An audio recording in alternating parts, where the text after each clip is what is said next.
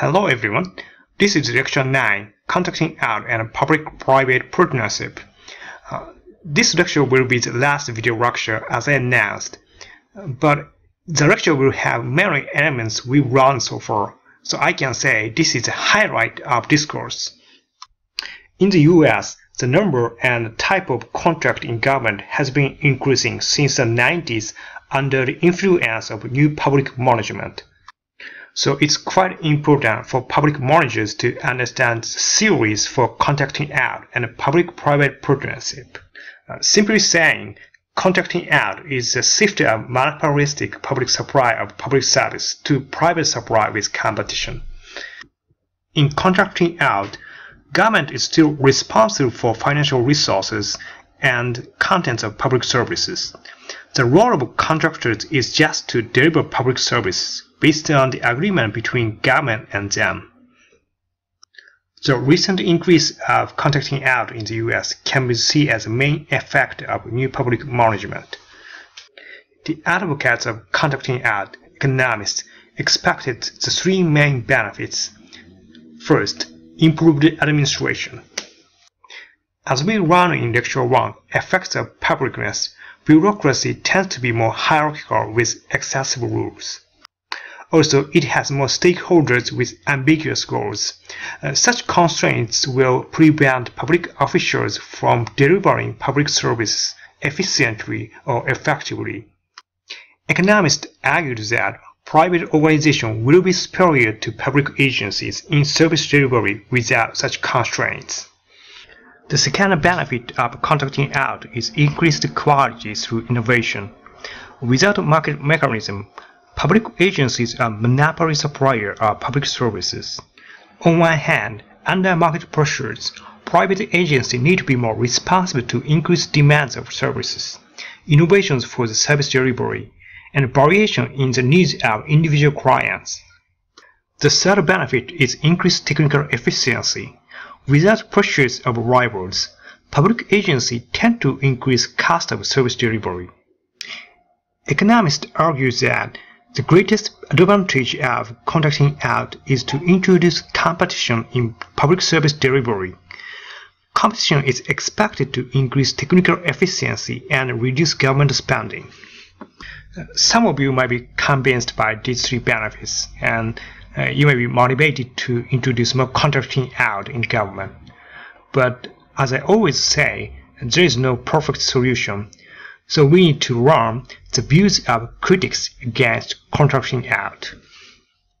Not only critics, but also supporters such as economists identify contractor opportunism as a main issue of contracting out. There are many forms of contractor opportunism, but goal replacement is most cited as an example in journal articles.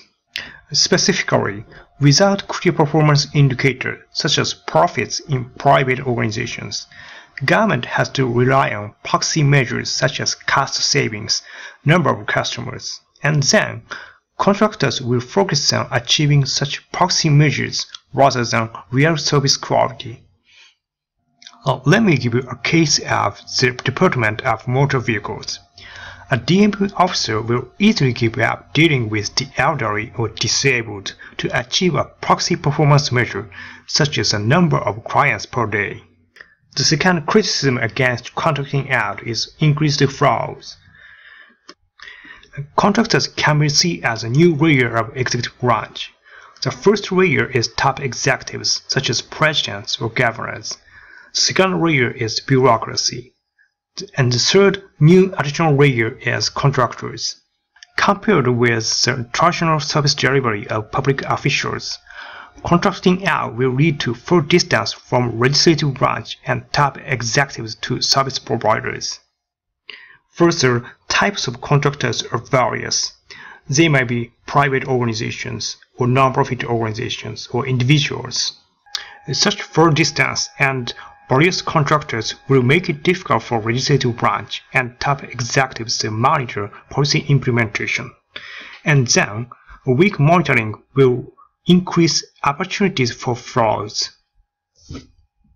In addition, contractors might have weaker public service motivation than public officials. This means higher probability of stealing or revealing government information for their own purpose. An example is Edward Snowden case. The third criticism against contracting out is weakening public values. Contractors can be powerful interest groups.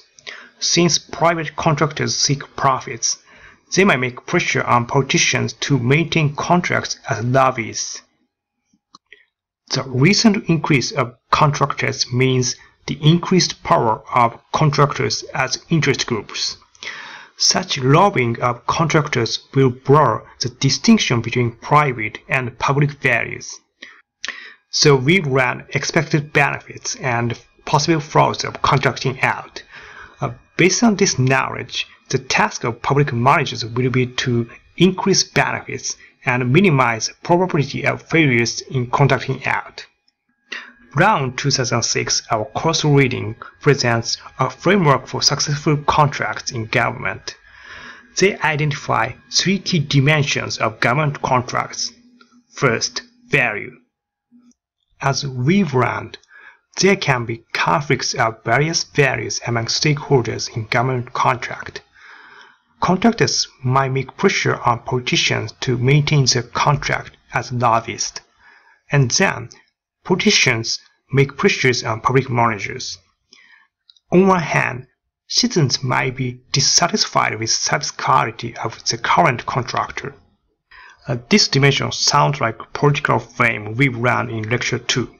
The main task of public manager is to identify key stakeholders, make a strategy for balancing stakeholder values, and further find a win-win solution among stakeholders.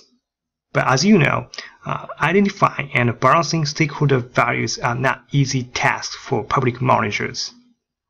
The second key dimension for contracting out is institution. In particular, two institutions are quite important for the contracting process: public law and organizational arrangements. In this dimension, the main task of public manager is to judge whether the current capacity of their organization is suitable for contracting out. Specifically, they need to identify the tools, resources, and constraints that define their range of action. They need to know what is authorized and prohibited in public laws. And further, public managers need to judge whether their physical infrastructure, financial resources, and human resources are strong enough for successful contracts.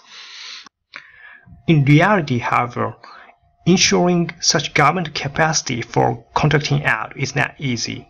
On one hand, government employment practices do not prioritize such skills of government contracts. But I personally hope you will appreciate for this course in the future by getting a job or promotion due to your knowledge of government contracts. The third dimension is service markets. Successful contracts require a number of possible service providers. Also, the information about service providers should be clear for public managers, especially about price and service quality.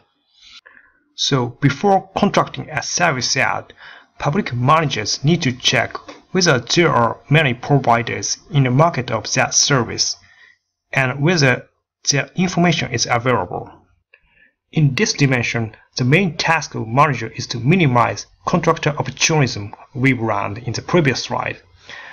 According to the economic theory, high transaction cost, limited information, uncertainty about the future will lead to high degrees of contractor opportunism. We'll run the details of this logic in the next video. See you there. Bye.